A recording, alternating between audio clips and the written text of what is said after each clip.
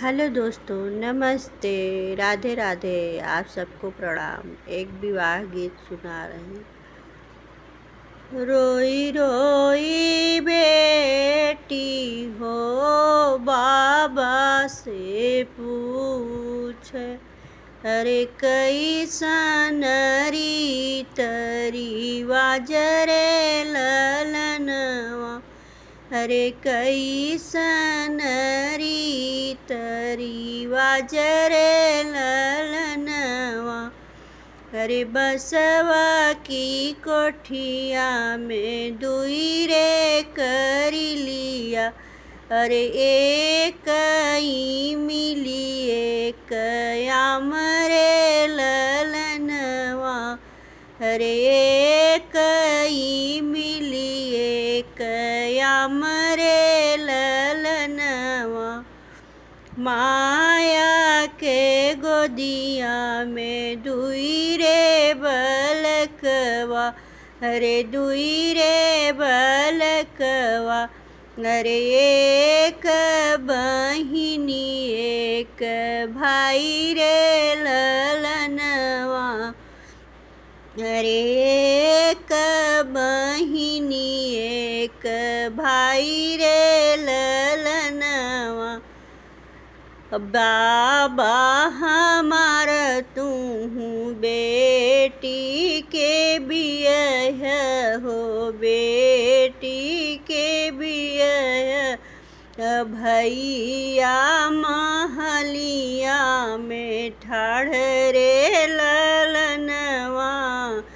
अरे भैया महलिया में ठाढ़ रे ललनवा,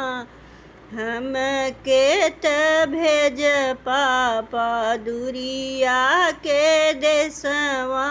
अरे दुरिया के देसवा, अरे भैया महलिया में ठाढ़ रे ललनवा, अरे भैया महलिया में ठाढ़ रे ललनवा, बाबा कहीं बेटी ऐसन रीतिया हो, ऐसन रिवजवाओ, बिटिया के बियहल जाई रे ललनवा,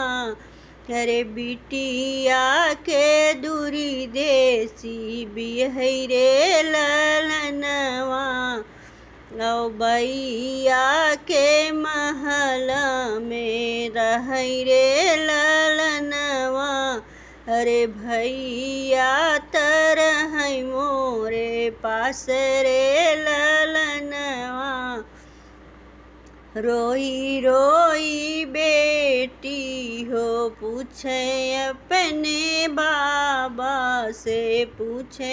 अपने बाबा से, कैसन रीतरी वाजरे ललनवा,